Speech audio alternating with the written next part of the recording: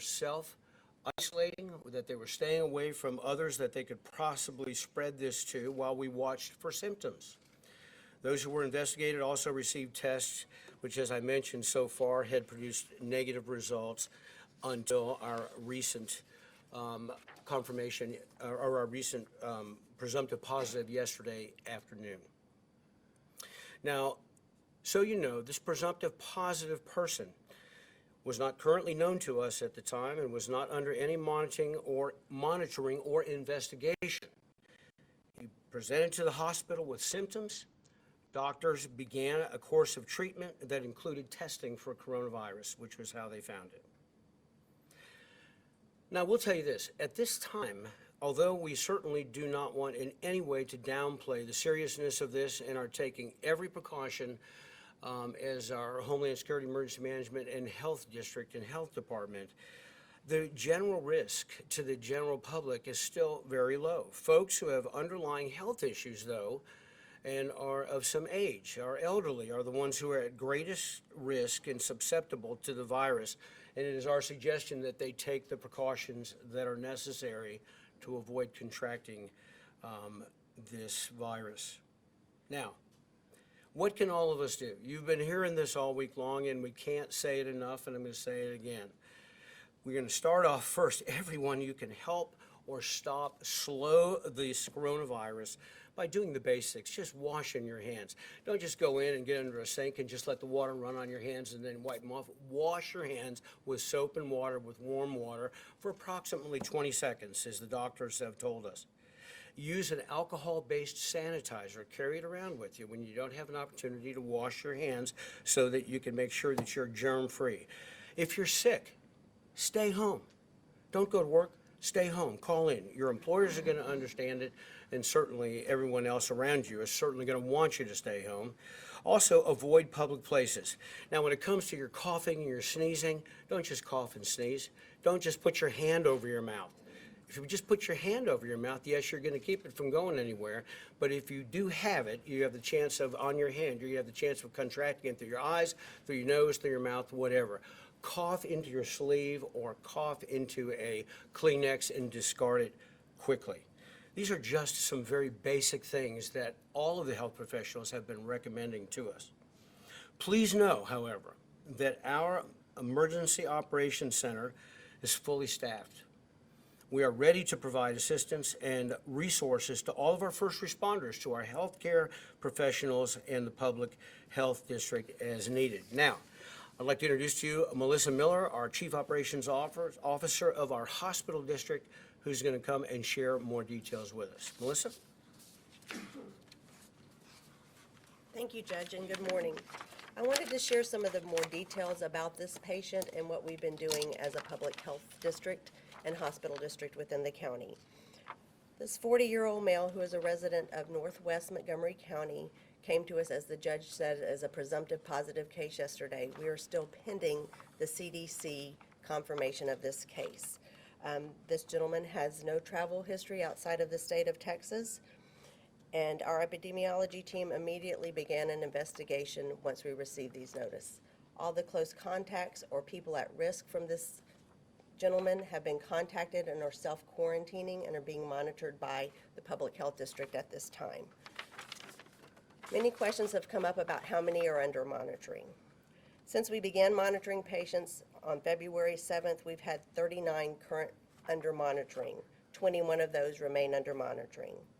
Persons of interest, those that are being tested for this disease, we've had a virus. We've had 14 of those, 8 of those are still under investigation. We monitor those that have travel or airline history or are in close contact with a known case. Persons under investigation are those that are symptomatic and have been tested. Those are the definitions of those. Montgomery County Public Health District's aim is to keep the public updated with information as allowed through compliance with HIPAA and privacies of the patients. We will continue to update the media as well as the public through our Facebook page and media releases of any other presumptive cases that come forth, any positive cases confirmed by the CDC, or should we have a Montgomery resident that passes away due to the coronavirus. And at this time, I'll hand it over to Jason Millsaps. Good morning, I'm Jason Millsaps. I'm Judge Keogh's Chief of Staff. I'm also the Emergency Management Coordinator for Montgomery County. I want to reiterate what has already been discussed today. The Emergency Operations Center is fully staffed and we're ready to respond to the needs of our healthcare workers, our first responders, and the health district as resources may become necessary. We've been working with our state and local and federal partners since the mid-January timeframe, preparing for this since the onset of the outbreak in China. The Office of Homeland Security Emergency Management encourages all of our residents in Montgomery County to practice good hand washing techniques, follow the guidelines that have been prescribed this morning and through news media about hand washing. Additionally, we stress the importance to receive and share only information from trusted sources, legitimate sources such as your elected officials and official public agencies. Spreading misinformation overwhelms our response efforts and causes unnecessary panic and hoarding. Resources are very limited at this time, so please keep them available by sharing only important information and keep everybody to remain calm. You can get up-to-date information by visiting the Montgomery County Health District's webpage or follow your Montgomery County Office of Emergency Management and Homeland Security's Facebook page and Twitter. We'll provide daily updates as they are necessary. If you are sick, please stay home. If you need to seek medical treatment because you are sick, please call your doctor or your healthcare professional or the hospital prior to showing up there so we can prevent further spread of this. If that is the case, please notify them and they'll tell you step by step what to do. Judge. This time, Dr. Bo Reese with the Montgomery, Superintendent of Montgomery School District. Dr. Reese.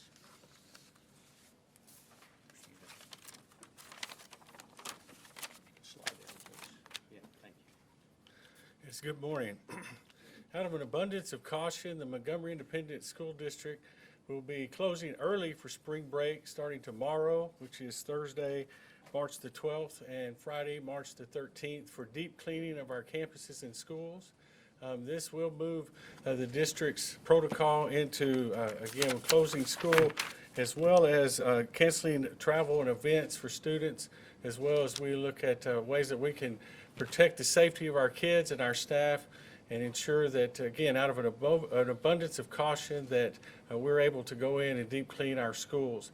We contract with a company, SSC Services, which is a national company, to do the cleaning of our schools, and we have been in close contact with them on different protocols to begin utilizing to ensure that any virus or any spread of any type of illness will be contained within the deep cleaning of our schools. So, thank you. All right, thank you, Dr. Reese. At this time, are there any questions?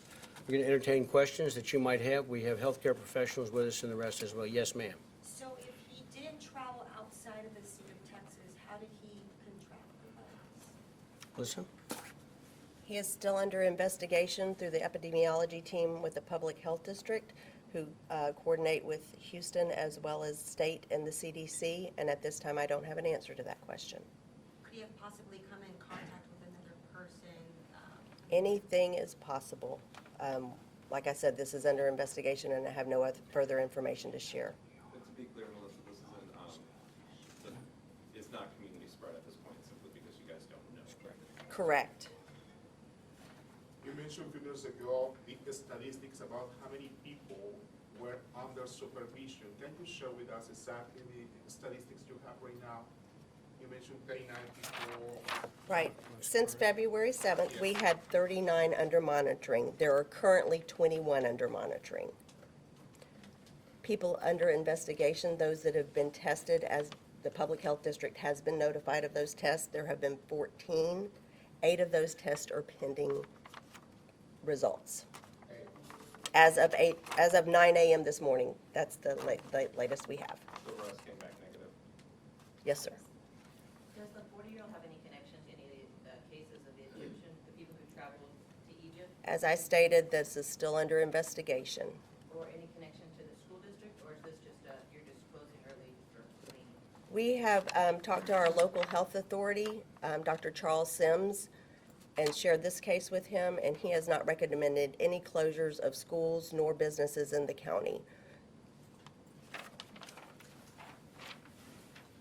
Yes. Representative Tote. Any underlying health issues with this 40-year-old? Out of HIPAA and privacy concerns, I am not going to release his health history. You talk about how the risk is generally low. Is there any type of presumptive positive case that would elevate that risk? Because we've heard that Doctor? the risk is generally low for all these presumptive positive. Dr. Dixon's with us. Doctor, why don't you come on up and answer that question if you would? That way you get an accurate answer. So for the COVID-19, this particular subset of coronavirus, it affects mainly people, adversely affects mainly people with severe underlying health conditions to begin with. So patients that are immunocompromised, they have diabetes, they're infirm in hospital or nursing homes, things like that. The overall risk, I'd like to reiterate, is quite low for the general public, and especially in the younger subset of our school children, the risk, although present, and we're preparing for that, is very, very low. Question for the judge or the superintendent. Can you give us a little bit of insight about the decision to close schools early? Dr. And Reese? is that something that other districts are considering? Why Montgomery? I'm going to refer that to our superintendent, who is right in the middle of that whole deal. Yes, just again, out of an abundance of caution and the opportunity to do deep cleaning. To my knowledge, we're the only school district in Montgomery County at this point that is not on spring break. And so we have these 2 days for a little early exit for students and staff, and it gives us a little additional time to ensure that we are able to hit all of the facilities in the district with deep cleaning that includes wiping down all areas and surfaces that are common areas that people may touch, as well as in classrooms being able to use hospital quality disinfectants across the district so that we can ensure the students' safety and as well as the staff. And at this time, we do plan to reopen on Monday, the 23rd, which is our normal date for returning from spring break, unless we hear of other circumstances that arise or other issues from the health officials. There's not a chance that this 40-year-old patient is related to any schools, right? I'm sorry, repeat that question.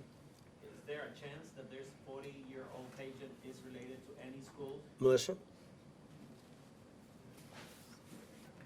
We're not sharing information about this person's family or close contacts. Those close contacts at this time that we have interacted with are asymptomatic and are staying at home and self-quarantining. So there is, at this time, no risk of them spreading any illness should they become infected. Before you get away from there, so, presumptive, a lot of people still thinking it's corona. Explain presumptive. A presumptive case is one that tested positive at our Houston labs. Those tests are very complex, and so they are sent to the CDC for a confirmation testing to ensure that a confirmed case is actually a confirmed case. This is just presumptive. This is just presumptive at this time. We do not have the CDC's confirmation of a positive. How long has he well- been symptomatic, and where is he now? He is in a Montgomery County hospital. And how long has he been symptomatic? I'm not going to share the information. When are you going to be receiving the confirmation of this patient?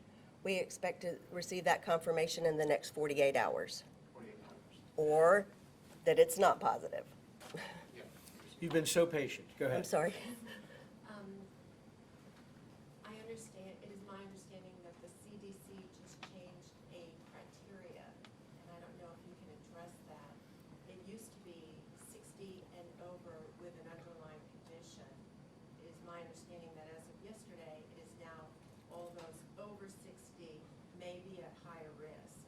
Do you know what, if I'm reading that correctly, do you know what caused that change? I'm going to allow our public health experts to answer that question because they are more readily. Thank you. Yeah. So we don't know what sparked the change. We just know that with more time and more investigations and more data, there will be changes. And so just like whenever we first started, we had just limited travel to China, then it was mainland China, and then that was expanded. And so as the need increases, the criteria will change. And then in addition to that, it is impossible to find the recommendation by CDC for hand washing and then use a hand sanitizer when hand washing is not an option. Is anybody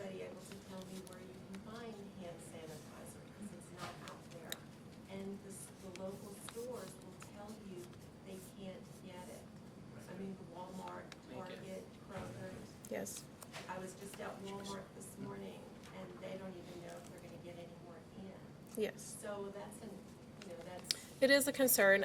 Most of the suppliers, we've had several calls about this same sort of thing, whether it be toilet paper or sanitizer. And so we know there are shelves that are empty. People are panicking, and that's not what we want. Right. So we need to have those items available for people who truly need them, as in like masks and things like that, who truly need them. And so we would encourage you not to hoard up the supplies, but I understand that's already happened. And I don't know, I don't have any idea of when the manufacturers will be able to supply the demand. I want to ask a question for the Hey, superintendent. Judge, the Representative CDC, Toth. the CDC has a recipe for you to make your own. And you can't get that. But you can get Everclear 190 proof grain alcohol, which you can buy in the store, and that will take the place of isopropyl alcohol. So as long as the alcohol is 190 proof, you're good to go. Thank you for mentioning that. It's actually anything above 120 proof Okay. will work in making your own hand sanitizer. But the best thing to do is good old fashioned soap and water, scrub your hands, sing the happy birthday song twice, pat your hands dry. What's this man's current condition and at what point does he get released from the hospital? What's the policy on releasing him and trusting him to Doctor? quarantine? Alicia, if you would like to, if you would. Can we say that it's stable or? He is in stable condition at a local hospital. He will be released at the time that his physicians have determined that he is eligible for release. So stable's not a condition, is it fair or good? Stable just means it's not changing from That's serious what to stable. That is the information we have been given from the hospital. I can't go into I can't tell you anything that I haven't been told. Given that the test hasn't come back positive, or the CDC hasn't said it's positive, can you just address people's anxiety about this? Because they're gonna think, is this the first case of community spread? Is this a possibility in Montgomery County? What would you say to people out there who are like, whoa, this makes me feel anxious? If it is positive, it very could likely be the first community spread. And so that's one of the reasons we're waiting to get the confirmation before we release any more information about that. And so and in response to your question, I also wanted to say there are discontinuation criteria for him to become out of isolation from the hospital, and he will have to meet that before he's able to be discharged. We have, For the superintendent. I'm sorry, Beth? You have the fair and rodeo coming up. Any concerns about that? Jason, you've addressed that with those in charge, if you would answer that, please. So the local health authority, Dr. Sims, at this time is not recommending those things. This is a fluid situation, things could change. We are in communication with not only the Fair Association, but Ironman and other events that we have planned in the next 60 days throughout the county. And they are aware, as this is a fluid situation, that we may be bringing updates to them to make those recommendations. But the health authority would make that decision and we would implement it. And at this time, he's not recommending that. So. To address the issue that you brought up about just like putting people to rest, I'm not sure really how to do that, other than the fact of the actual issues that we have told over all this time. We have one presumptive positive. Could that develop into something? Well, of course, any reasonable person could say that. While at the same time, our health officials, we have deferred to the professionals, those who have excellence in this area. We've got the finest health professionals, I believe, across the state of Texas, especially in the development of our medical community, and we are listening close to them, and as Jason has said, we'll implement that.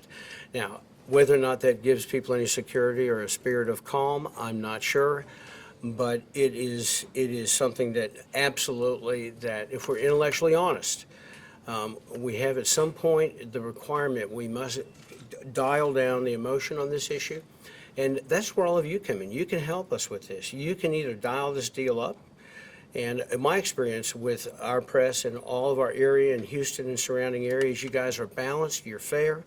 I think that you understand the needs here, and we ask that you cooperate with us in giving accurate information on this and without the desire to just continue to dial it up. And so that's been my experience in the past as we have done this before, and I believe that's probably going to happen now.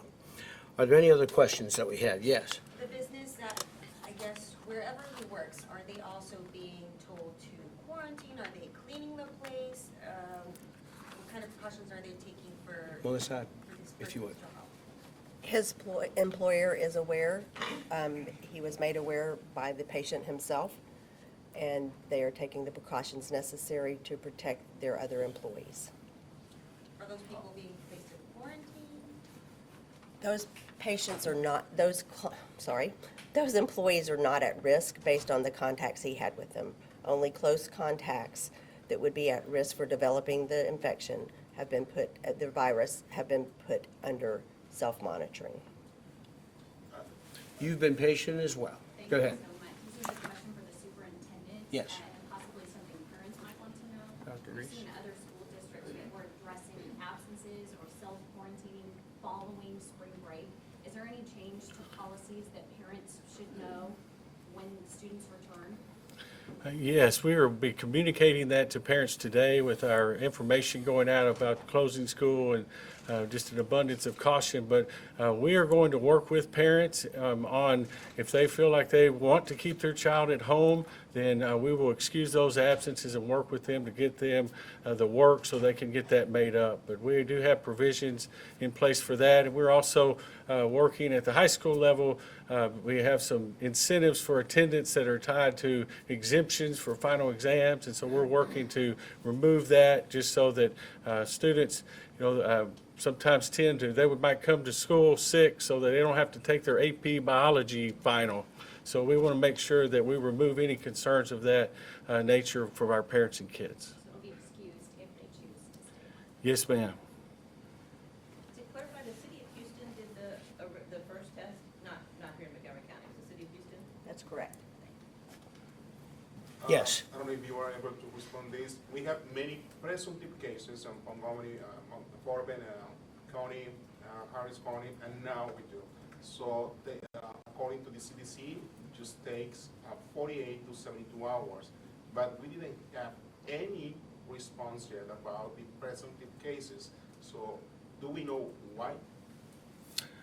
No, we did, that's a function of the CDC and when they get the information back to us. As you can imagine, given the volume across the nation, especially being accelerated in some areas, but I will tell you they are on it, and we're in contact with our Department of Health Services here in Texas, who's also in touch with them, as we are as well. So we're on it, and as soon as we get it, our commitment is to let you know, just like today, that we had committed before, that as soon as we get a presumptive positive, we will let the community know. That's exactly what we're doing today. But thank you. Yes, sir. And just to be 100% clear, those 21 people currently under monitoring, are they directly related to this one presumptive positive case, or these people were under monitoring before? These are people that have been under monitoring before and some that have been in close contact with him. Jason, if you would. To add to the question earlier about the presumptive positive in the CDC, while we're waiting on that CDC confirmation, there's a reason why the protocol calls for this isolation. We treat this as a confirmed case even though it's not confirmed, because we can't wait the 48 to 72 hours and then hope that it spreads. We got to shut them down, isolate them, and start making contact with everyone they've come in contact with to do the same to them as well. So as we progress, if we have additional presumptive positives, we'll treat them the same way as while we're waiting on the CDC confirmation. So that's our local protocol that's been in place for some time. Yes. Doctor. Judge, I think it would be good to put in perspective that not every respiratory illness or pneumonia that's erupting this season is going to be the novel coronavirus, COVID-19. That's correct. That we're facing an epidemic of flu, and it is targeting young people this season, whereas coronavirus is targeting over 60, over 65, and more. So we need to keep that in perspective when Yes. it comes to focusing on closing down or canceling any kind of work or school or conferences, events, etc. Because we really Yes. should keep that in perspective. This is a terrible flu season, and it is hurting young people and causing deaths in that younger population. Yes. Whereas the COVID is avoiding young people, and to my knowledge, it hasn't caused any deaths in young people in the United States. It's a great point, Dr. Gibbs. We appreciate it so much. I will say that one of the things that, as you mentioned, we're in the middle of flu season, and it's dialing up, it looks like, not to mention we are having an unprecedented early amount of pine pollen that is, everybody in this room is trying not to cough into their hand. I'm watching people going like this, thank you very much, what you're supposed to be doing. But you have a lot of, there's more moving parts to this, that just the seasonal element of this and the unusually mild winter that we have had, and then going into the springtime. And so, Dr. Gibbs, to your point, that's an excellent point. Thank you for that. Are there any other questions that we might have this morning? All right. In closing, I want to thank you all. Thank you for joining us this morning to help us provide these details to our residents here in Montgomery County. As we receive additional details, you can count on us to get you the additional information. I also want to let each and every Montgomery County resident know that we are in constant contact with the region, with the state and federal leaders to ensure that we are up to date on all the information we need to identify and deal with this crisis. Also, I want the people of Montgomery County to know that we, in our area, as I mentioned before, we have the very best medical team, the very best doctors, healthcare professionals, first responders, and elected leaders, I believe. And we have a couple of them here with us. Dr. Shelley Sekula Gibbs here with the Woodlands Township, Steve Toth, State Representative, Brandon Crichton, State Senator, is with us. We thank you all for joining us today. And everybody is working tirelessly, I'm telling you, tirelessly in response to this as well. And we will be in touch with you. Please practice clean hands best practices based off the guidelines discussed earlier. Thank you all very much, and we will be in contact with you.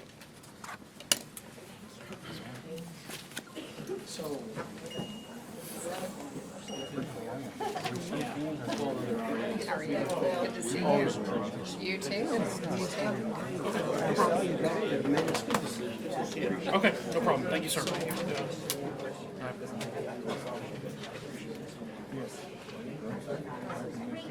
I wanted to get that.